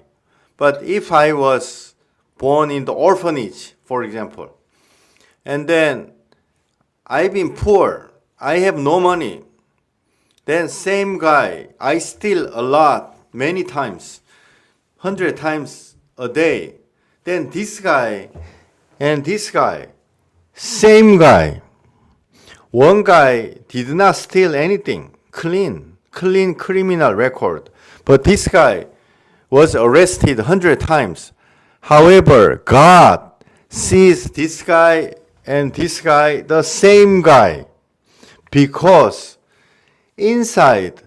there's a sinner. If the rich guy, oh, I never steal anything, but if the rich guy become poor, then he will definitely steal things. I'm a pastor, and then if I'm starved, I didn't eat for 1 month. And then some guy have a bread next to me, then I will take it. 99% I will take it. If I'm hungry for 2 months, it's not 99%, it's a 100% I will take it. Right now, I don't steal anything because I have some money to eat. But if I become poor, then the inside of me, the sinner come out. So the true repentance is about myself, not, oh, I steal 100 times, oh, I never steal. It's not about if I really steal or not, but the true repentance is about inside of me. ဆိုတော့နောင်တရချင်းဆိုတာကပုပ်ကူရေးနဲ့ဆိုင်တယ်ကိုတိုင်ကနဲ့အစပြုရတဲ့အရာလည်းဖြစ်ပါတယ်ဥပမာလူတစ်ယောက်ကငွေရေးကြေးရေးရှိတယ်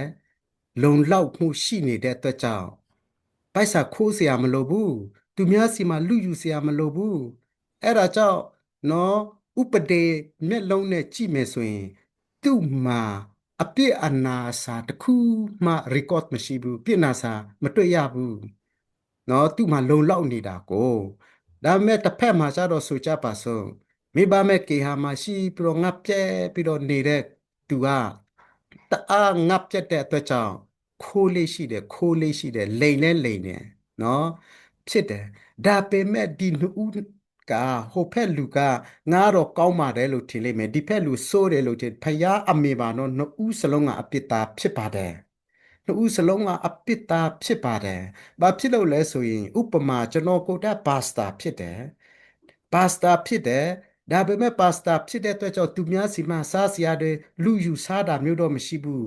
တကယ်လုံးများတလလုံးစားစရာမရှိတော့ဘူးငါပြက်ပြီဆိုရင်သူများစီကမုတ်လဲယူစားမှာပဲ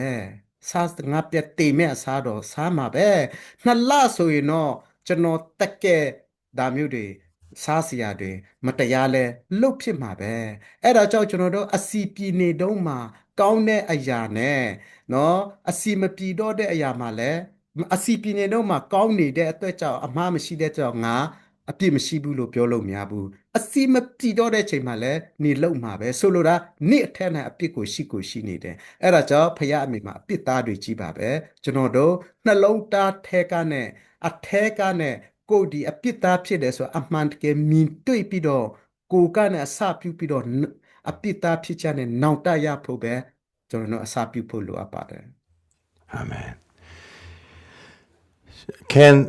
someone read the Bible, Romans chapter 3, verse 10 to 12, please? Romans 3, 10 ရောမ to အခန်း 12. ကြီး3အငယ်30နဲ့12တရားလောက်ဖတ်ပေးပါဦး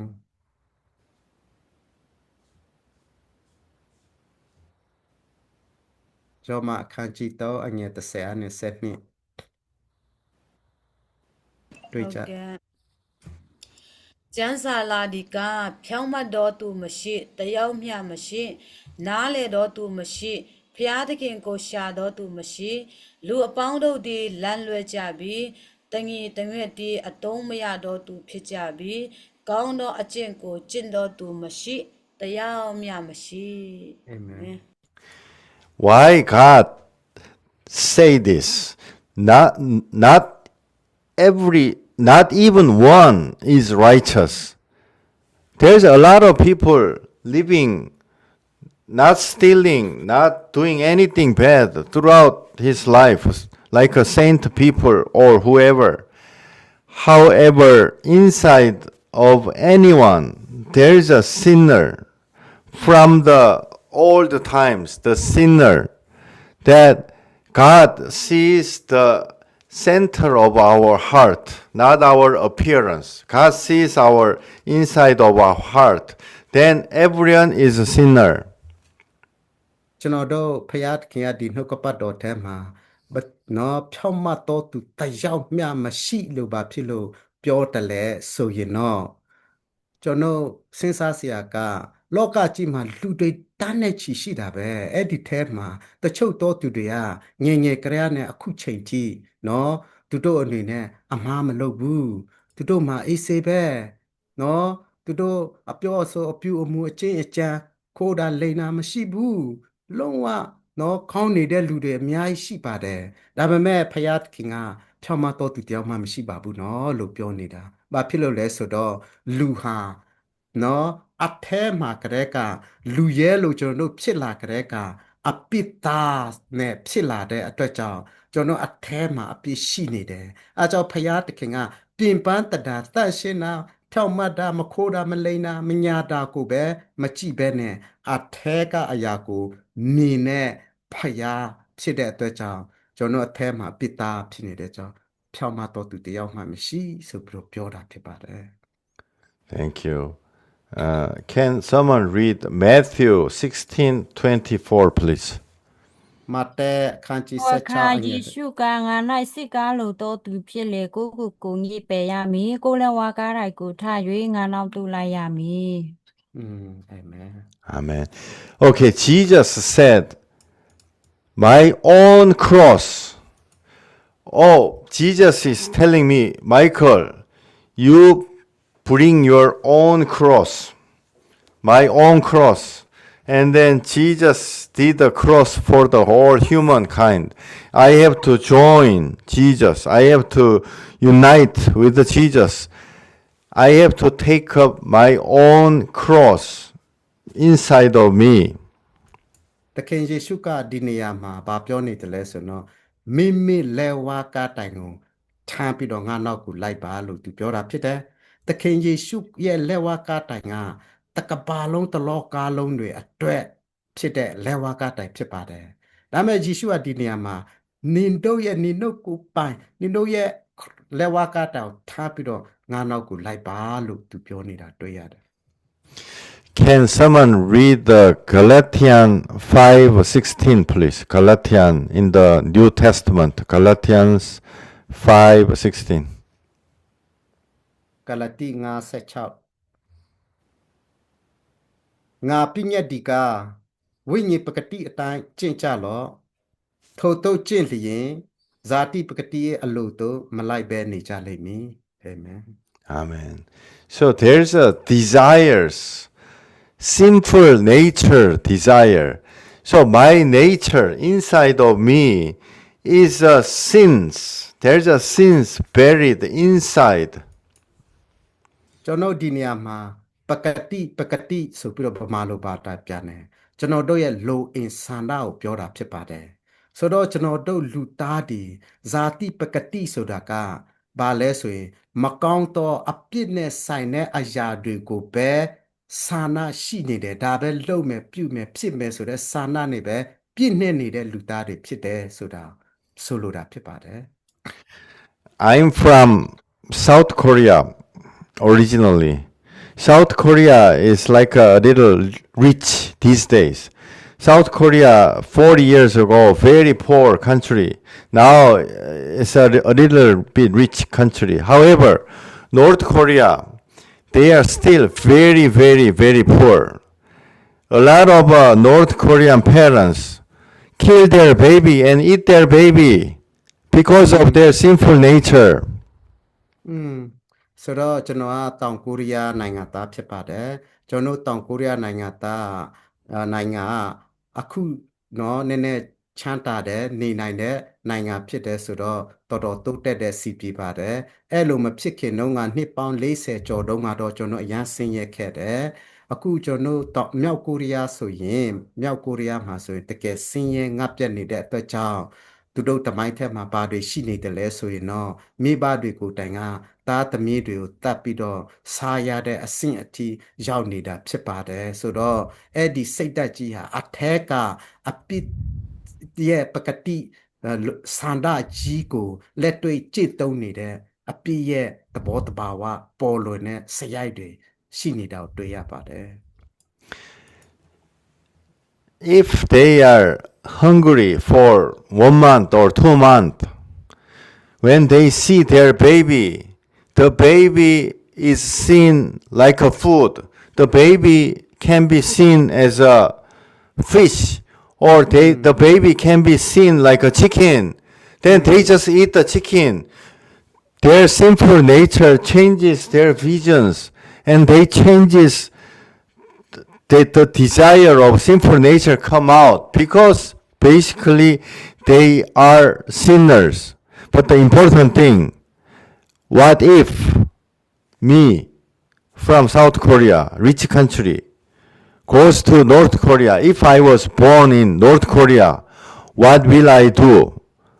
Maybe 99% I will do the same thing. ဆိုတော့မြောက်ကိုရီးယားမှာကမိဘတွေကလေတလားမဟုတ်ဘူး2လ3လ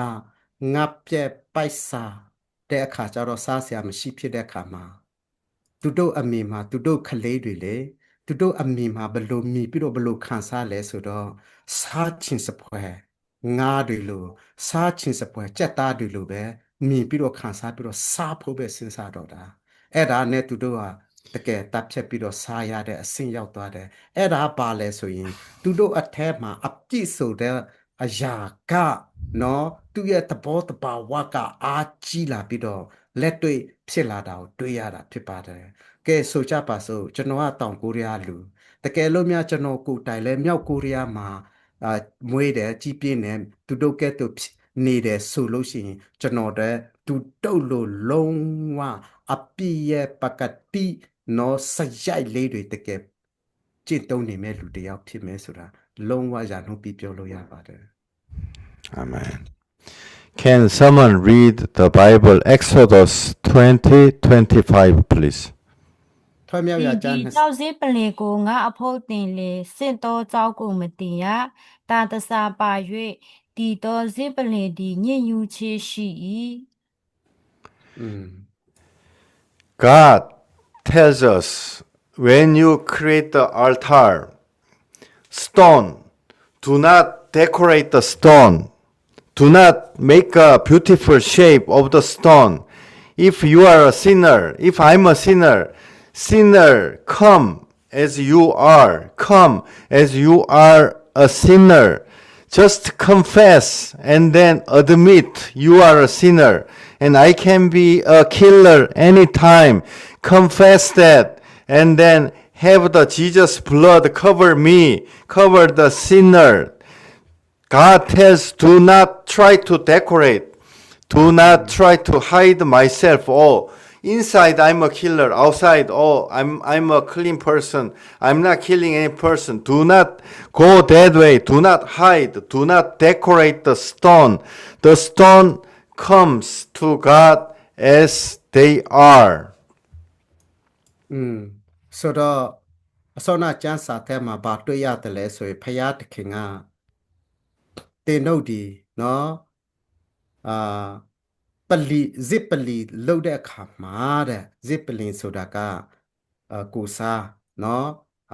ပူဇော်တဲ့အရာပေါ့လောက်တဲ့အခါမှာတဲ့ကြောက်ကိုထုပြီးတော့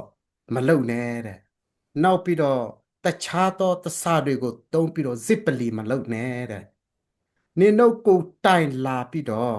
ငါစီမှာငါထောင်နင်တို့ကိုတိုင်လာပြီးတော့ရင်လာဖွဲ့ပါလာပတ်တက်ပါလှုပ်သူပြောတာဖြစ်ပါတယ်ဘာဖြစ်လို့လဲဆိုရင်တင်တို့ဒီဇစ်ပလီကြောက်တွေပါတွေတစားတွေစင်ပြီးတော့လှုပ်ချင်းဒီတင်တို့ရဲ့အမှားတွေတင်တို့ရဲ့မကောင်းမှုတွေအပြစ်သားဖြစ်ခြင်းတွေကိုဖုံးကွယ်ရကြတယ်တဲ့နော်ဖုံးကွယ်ရကြတယ်အဲ့ဒါကြောင့်ကိုစားပြုတ်ပြီးတော့ဒါတွေမလုပ်နဲ့တဲ့ငါထောင်ကိုတိုင်ကိုကြလာပြီးတော့ရင်ဖွေးပြီးတော့မဖုံးကွယ်ပဲနဲ့ပွပွလေးလေးငါထန်လာပါခရစ်တော်ရဲ့အသွေးတွေလွှမ်းချိုခြင်းနဲ့ဆေးကြောခြင်းကိုခံယူပါဆိုပြီးတော့ပြောတာဖြစ်ပါတယ် How God's standard is, how God's standard. Can someone read the Matthew 5:26, please? ဖယားတခင်ရဲ့စံနှုန်းကိုကြည့်ရအောင်မဿဲ9:26ဖတ်ပြီးတော့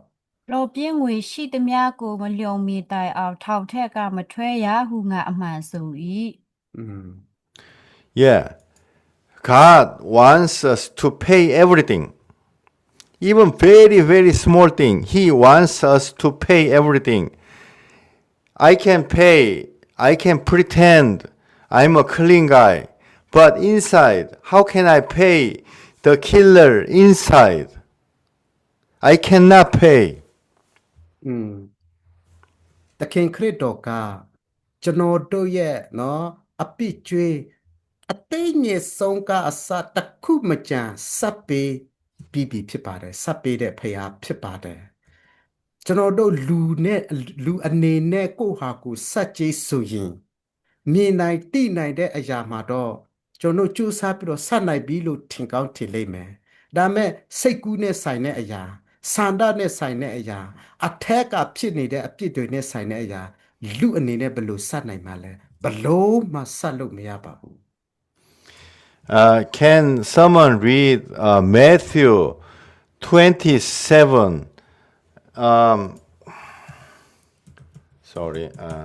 Matthew 27, verse 17. Okay. 17 through 21, please. 17 through 21. Matthew 27, 17, 21. Okay, I will read ကျွန်တော်ဖတ်မယ်နော်လူများစည်းဝေးကြသည်ရှိတော်ပိလမင်းကတင်တို့ဒီအဘဲသူကိုလွှတ်စေခြင်းတည်းဘာရဘကိုလွှတ်စေခြင်းတလောခရစ်ဟုခေါ်ဝတော်ယေရှုကိုလွှတ်စေခြင်းတလောဟုလူများတို့အားမေးလေဘယ်ကြောင့်ဤသို့မေးတည်းဟုမူကားထိုသူတို့ဒီမနာလိုသောစိတ်နဲ့ယေရှုကိုအနှံ့ကြောင်းကိုပိလမင်းတိ၏ထိုမတပါတရားပလင်ပေါ်မှာထိုင်စင်တွင်မိမိခင်မောဒီလူလင်တယောက်ကိုဆေလွှတ်၍ထိုဖြောက်မတော်သူကိုအဘဲတော့ညမပြုတ်ပါနဲ့စတိတ်ပြီးကျမဒီထိုသူကြောင့်အိမ်မဲ့၌ပြင်းစွာခံရပါပြီဟုမှားလိုက်လူအစုအဝေးတို့ဒီဘာရဘကိုတောင်း၍ယေရှုကိုတတ်စေခြင်းကဇစ်ပရောဟိတ်အကြီးတို့နဲ့လူအကြီးအကဲတို့ဒီလူများကိုတိုက်တွန်းတွေးဆောင်ကြ၏ထို့ကြောင့်မြို့ဝန်မင်းဒီဤသူနှစ်ယောက်တို့တွင်သူရင်တို့ဒီအဘဲသူကိုလွတ်စေချေတနည်းဟုလူများကိုတဖန်မေးတော့အခါဘာရဘကိုလွတ်စေချေပါသည်ဟုလျှောက်ကြ၏ပိလမင်းကလည်းထိုတုတ်ချစ်လေခရစ်ခေါ်ပေါ်သောယေရှုကိုအဘဲတို့ပြုစေတနည်းဟုမေးပြန်တော့ထိုသူအပေါင်းတို့ကသူဒီလဲဝါကတိုင်မှာရိုက်တခြင်းကိုခံပါလေစေဟုဆိုကြ၏မြို့ဝန်မင်းကလည်းအဘဲကြောင့်နှင့်အဘဲအပြစ်ကိုပြုပြီးတနည်းဟုမေးလျင်ထိုသူဒီလဲဝါကတိုင်မှာရိုက်ထားခြင်းခံပါလေစေဟုလူများတို့ဒီတာ၍ဟစ်ကြ၏ပိလမင်းဒီမိမိမနိုင်လူများတာ၍ယုံရင်ခံမျှပြုကြသည်ကိုမြင်လျင်ရေကိုယူ၍လူများရှိတွင်မိမိလက်ကိုဆေးလျက်ဤဖြောက်မတော်သူအသွေးနှင့်ငါသည်ကင်းရှင်း၏ဤအမှုကိုတင်တို့ကြည်ကြလောဟုဆို၏ထိုလူအပေါင်းတို့ကသူဤအသွေးသည်ငါတို့၏ကောင်းပေါ်၌၎င်းတီရှိပါစေဟုပြန်ပြောကြ၏ပိလမင်းဒီလည်းဘာရဘကိုလူများတို့အားဆေလွှတ်လေ၏ယေရှုကိုကရိုက်ပြီးလျင်လဲဝါကတိုင်မှာတတ်စေခြင်းဟာအလိုက်ကြ၏ထိုအခါမြို့ဝန်မင်း၏စစ်သူရဲတို့သည်ယေရှုကိုအိမ်တော်ဦးသို့ဆောင်သွား၍စစ်သူရဲတစ်သက်လုံးကိုထံတော်၌စုဝေးစေပြီးမှအဝတ်တော်ကိုချွတ်၍နေသောဝတ်လုံကိုခြုံစေကြ၏ Israel people, they chose Barabbas. They chose the killer. They did not choose Jesus. They are us. We chose Barabbas. We did not choose Jesus in the first place. So in our mind, the killer, Barabbas, is wandering around. They are running and then they are hiding and then there's always there in our heart the Barabbas. God wants to confess, oh, I have been hiding Barabbas in my heart. God wants to confess. God wants me to confess, oh, I have Barabbas inside. So that's why he say, do not decorate the stone and just bring the stone as it is. ကျွန်တော်တို့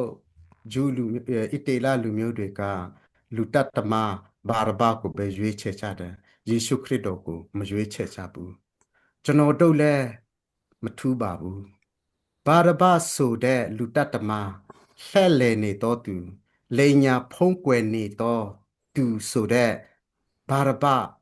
ဟာကျွန်တော်တို့ရဲ့အသက်တာကိုဆိုလိုနေတာဖြစ်ပါတယ်ကျွန်တော်တက်တာလည်းဖုံးကွယ်ဝက်ကွယ်ပြီးတော့နေလေးရှိတတ်တဲ့အပြစ်သားတွေဖြစ်ကြပါတယ်အဲ့ဒါကြောင့်ကျွန်တော်တို့ကိုတိုင်ကနော်မဖုံးကွယ်ဘဲနဲ့ငါတို့မှားပါတယ်ဆိုပြီးတော့နောင်တရပြီးတော့ဖယားထံတော်ဘာသူဥထိတ်တိုက်ဖို့ရာအတွက်အရေးကြီးတယ်လိုအပ်ပါတယ်အဲ့ဒါကြောင့်ဓမ္မဟောင်းကျမ်းမှာဖယားကကြောက်ကိုမထုစစ်နဲ့ဘာလည်းမထုစစ်နဲ့တရားပလင်အဲ့လိုကိုစားပြီးမလှုပ်နဲ့ကိုတိုင်ပဲလိုတယ်ဆိုပြီးတော့ပြောတာကိုတွေ့ရပါတယ် Can someone read the Galatians 2:20, please? ဂလာတိ2:20တရားဖတ်ပေးပါ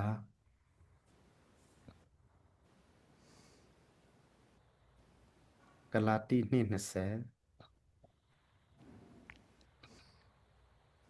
ဟုတ်ကဲ့ငါဒီခရစ်တော်နဲ့အတူလက်ဝါးကားတိုင်းမှာအသေးခံပြီးတုတ်တော်လဲအသက်ရှင်သေး၏ထိုတုတ်ဆိုသောငါဒီကိုယ်တိုင်မရှင်ခရစ်တော်ဒီငါ၌ရှင်တော်မူ၏ကိုခန္ဓာ၌ယခုငါရှင်သည်ကိုခန္ဓာ၌ယခုငါရှင်သောအသက်သည်ဖျားသခင်၏သားတော်ကိုယုံကြည်ခြင်းအဖြစ်တည်၏သားတော်ဒီငါကိုချစ်၍ငါအဖို့ကိုစွန့်တော်မူ၏အာမင် Amen. So now the killer inside, the Barabbas inside of me, crucified on the cross with Jesus Christ. When Jesus was crucified on the cross, the Barabbas inside of me also crucified.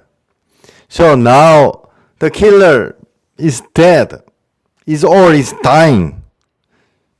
More accurately, it's dying. It's not dead yet. Crucified, and then Barabbas is still alive. And then it was pierced. However, Barabbas is still moving inside of me. But now, what is living inside of me is Jesus, not Barabbas. Barabbas is still dying until we go across the wilderness. ကျွန်တော်တို့နော်ယေရှုခရစ်တော်ကားတိုင်တင်ပြီးတော့ကျွန်တော်ကွက်မြက်ခြင်းတတ်ခြင်းခံတဲ့အချိန်မှာဘာနပဆိုတဲ့လူတတ်သမားရဲ့အပြစ်အတွက်လဲအကုန်ပါတယ်လို့ဘာနပဆိုတဲ့လူတတ်သမားတီးဟူသောအကျင့်စရိုက်ကျွန်တော်တို့မှာရှိနေတဲ့ဘာနပကဲ့သို့အပြစ်သားစရိုက်အားလုံးကိုလည်းတည်တတ်ခြင်းလဲဝါကတိုင်မှာနော်နှိမ့်ဆက်ခြင်းတပ်ဖြတ်ခြင်းခံတဲ့နေရာမှာအကုန်ပါပြီးသားဖြစ်ပါတယ်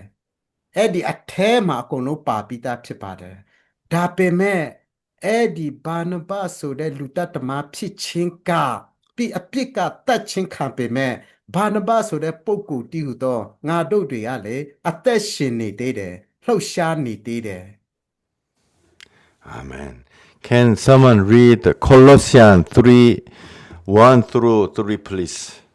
ကောလောသဲ3 ปีดีအတိုင်းတီတို့ဒီခရစ်တော်နဲ့အတူရှင်ပြန်ထမြောက်ကြဒီမှာလေဖျားသခင်အင်းလဲရာတော်ဖက်မှခရစ်တော်ဒီထိုင်နေတော်မူရာအရာ၌ရှိသောအထက်အရာတို့ကိုရှာကြလောမြေကြီးပေါ်မှာရှိသောအရာတို့ကိုဆွဲလာသောစိတ်မရှိကြနဲ့အထက်အရာတို့ကိုသာစိတ်ဆွဲလာရှိကြလောအကြောင်း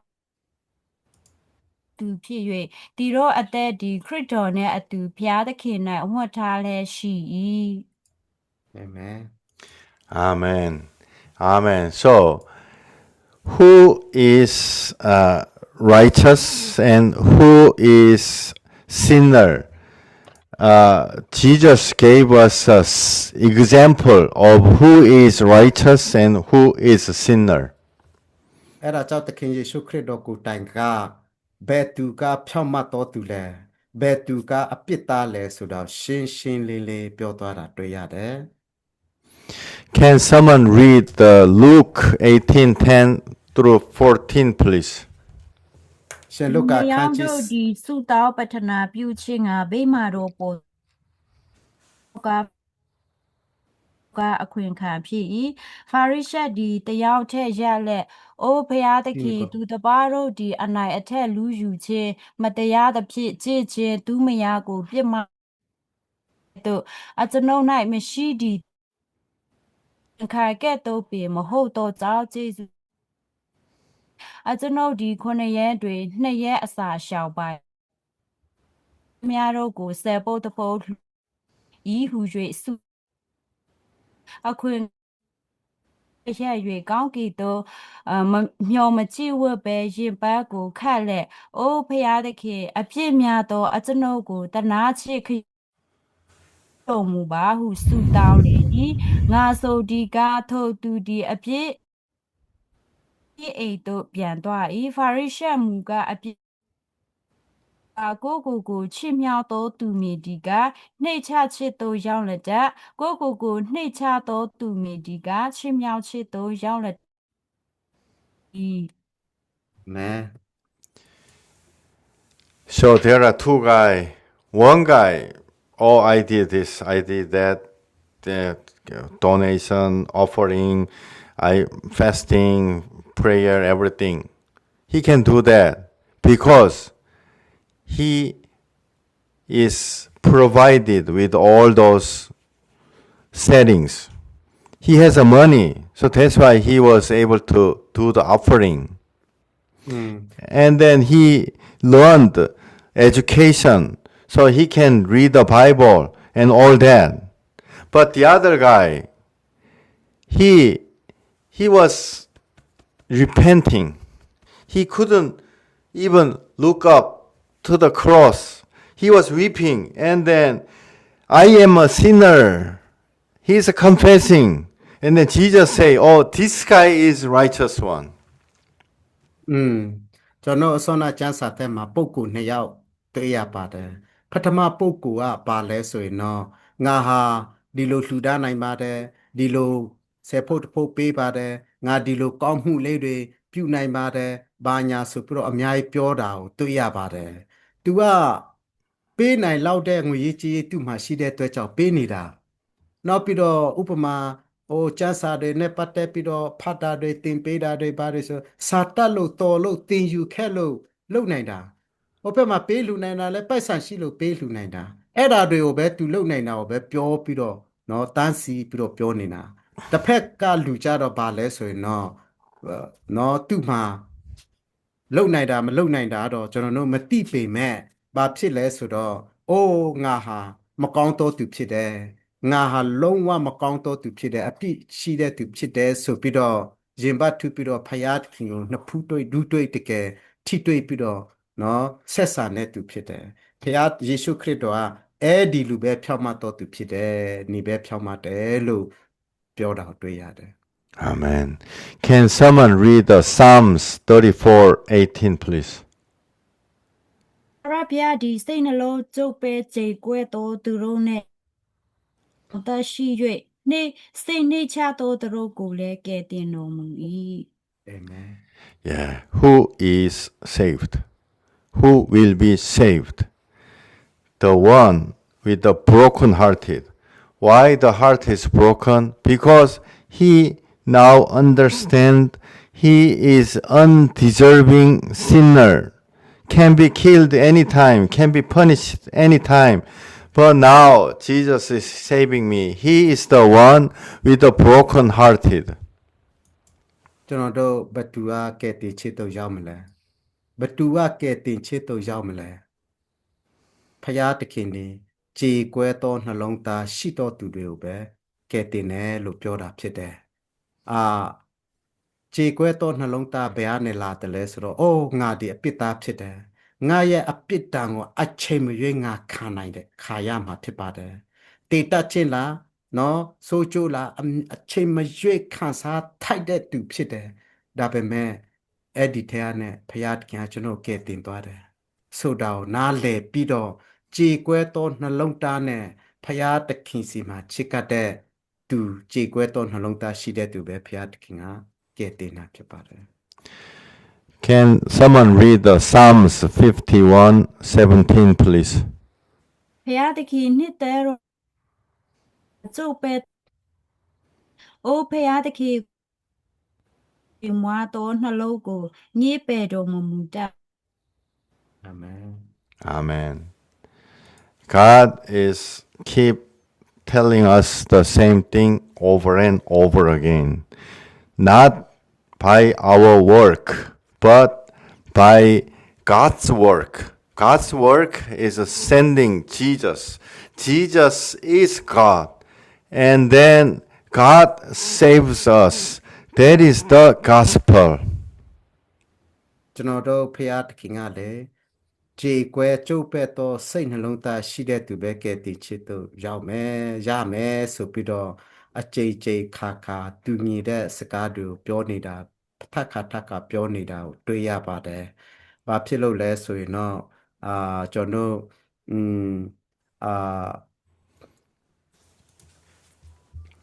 I'm sorry, I forgot the last sentence. Yes, I forgot that. Yeah, that you say that. Gospel. Gospel. Yeah, okay. Yeah, okay. အဲ့ဒါကြောင့်ပဲကျွန်တော်တို့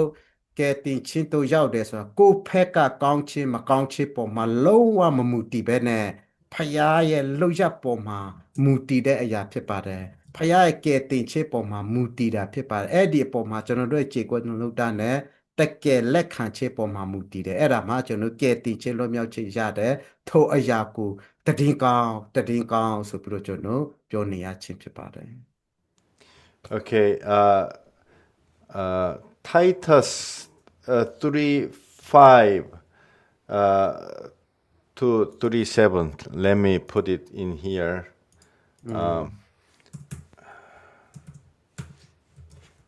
Titu.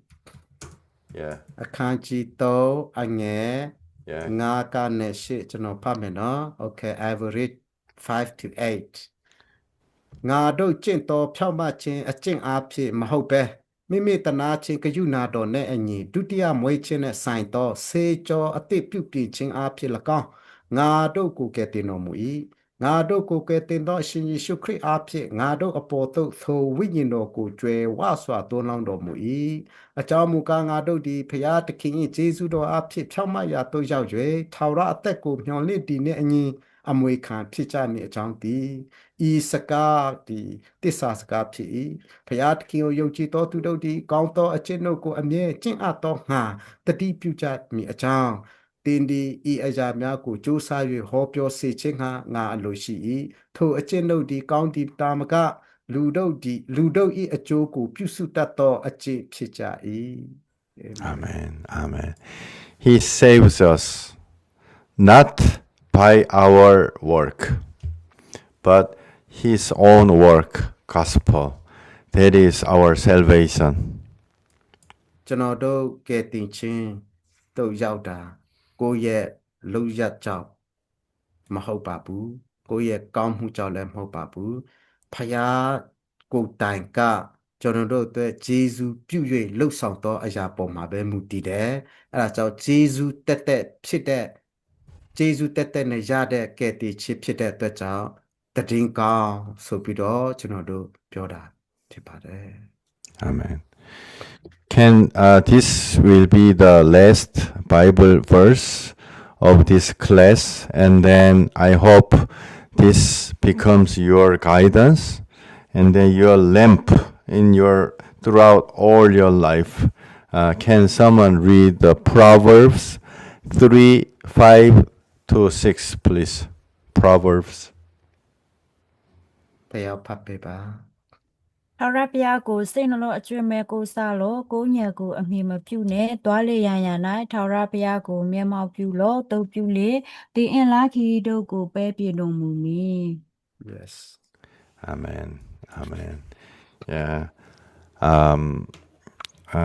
Thank God for this the class 8 sessions of the gospel class. I've been very grateful that we had the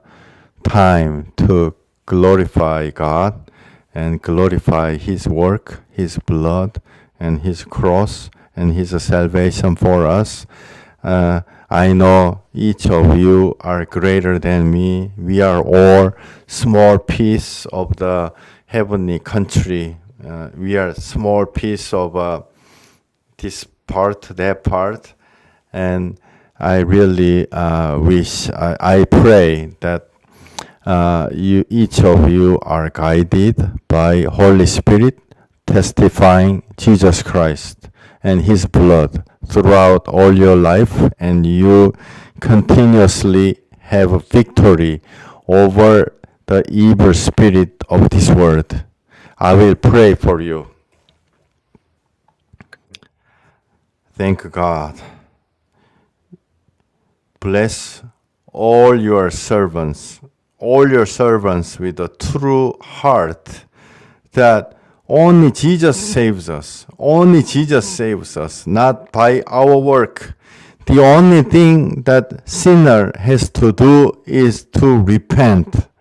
and then accept Jesus Christ's salvation through His precious blood on the cross.